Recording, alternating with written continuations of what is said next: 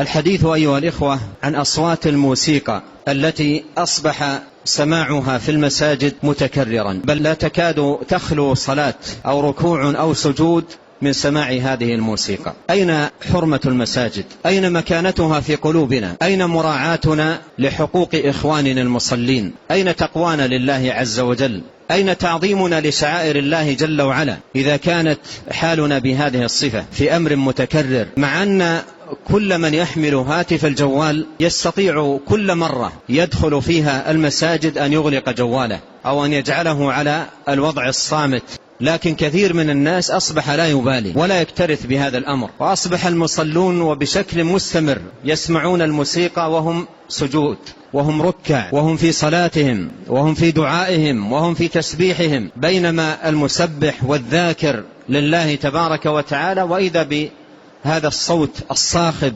العالي يضرب هنا وهناك داخل المساجد. ومن يعظم شعائر الله فإنها من تقوى القلوب.